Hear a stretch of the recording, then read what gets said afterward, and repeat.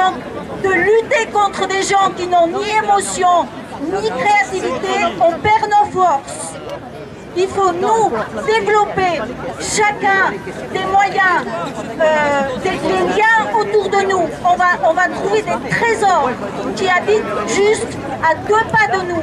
On va trouver plein d'énergie. Il faut trouver tous les moyens pour marcher, de montrer qui nous sommes et ce à quoi nous pensons et ce que nous voulons. Il faut avoir la force de faire respecter notre libre arbitre. Chaque matin, chaque jour, chaque pas que nous faisons, à chaque petit soldat qui obéit au grand maître là-haut, il faut lui dire au nom de quoi tu obéis au grand maître là-haut. Pourquoi tu fais ça? Comment tu le fais? On peut retourner chaque petite âme à côté de nous. On peut faire rayonner notre lumière. Et c'est ce qu'il faut faire. Et faire avec bienveillance. Chaque fois qu'il y a des gens qui se heurtent ou qui se battent, faire rayonner la bienveillance. Il n'y a que comme ça qu'on va y arriver. Le lien autour de nous, faire réfléchir les gens qui sont là en face de nous et qui veulent nous imposer quelque chose d'insupportable et agir chacun avec bienveillance. Merci beaucoup. Merci. Bonjour à tous et toutes. D'abord, je ne félicite pas mes collègues de l'Éducation nationale. Je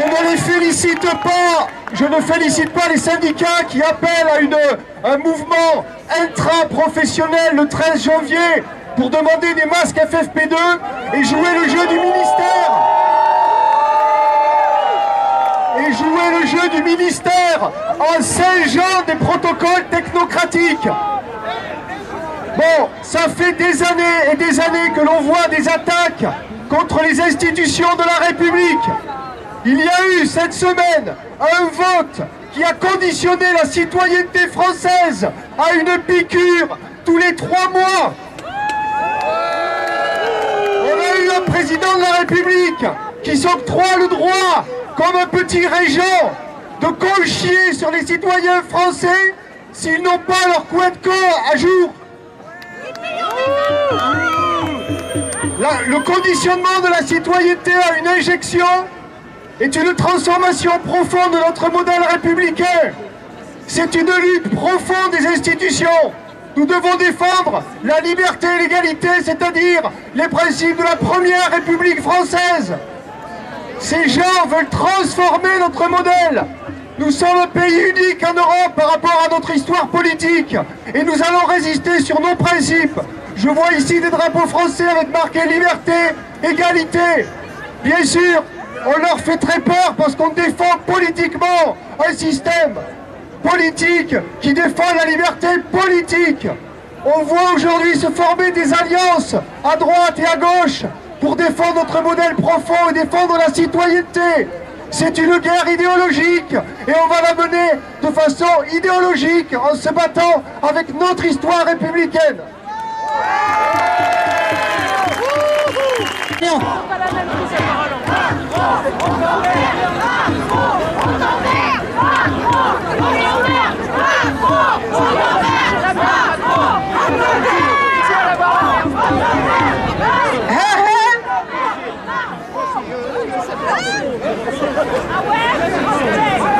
Bonjour à tous.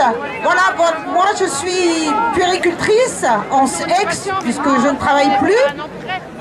Donc moi j'ai reçu un tweet cette semaine qui m'a extrêmement choquée.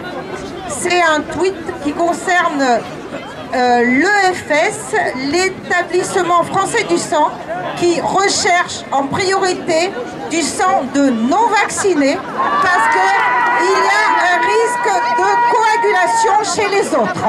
Voilà, donc nous sommes bons pour donner notre sang, nous sommes bons éventuellement aussi pour donner des organes, voilà, et par contre nous n'avons pas de place si on est malade, en réanimation, on refuserait de nous soigner.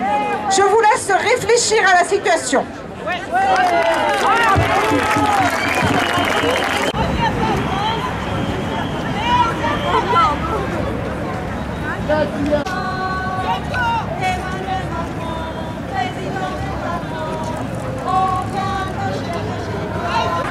Oh,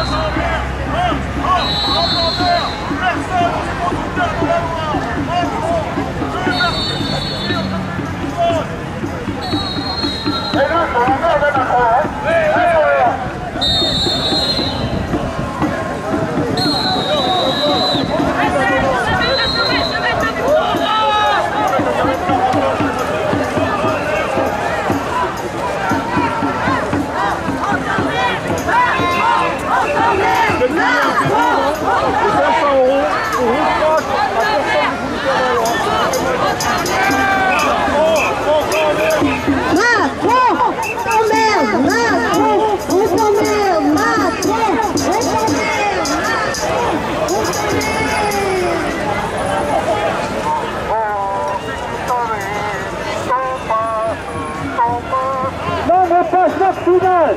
On n'en veut pas ce passe. Ce passe c'est juste.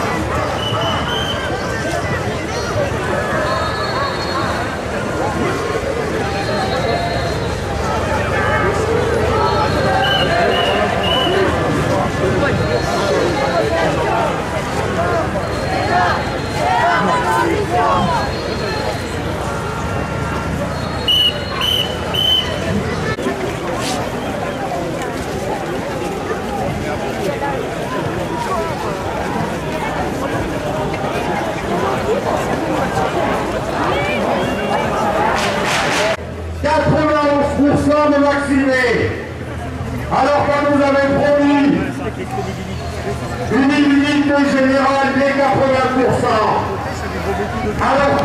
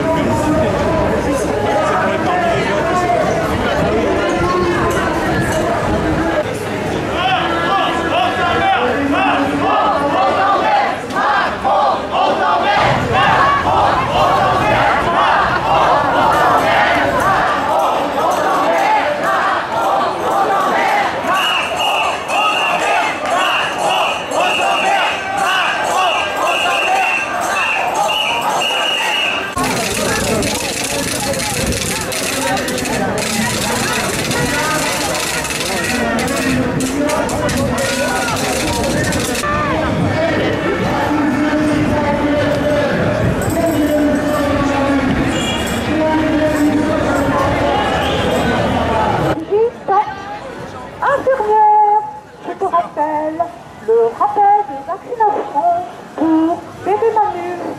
Tous les 3 mois, 10 000 doses sur son popotin. Je t'enverrai un SMS. Allô Brigitte, n'oublie pas, les amitiés en bébé.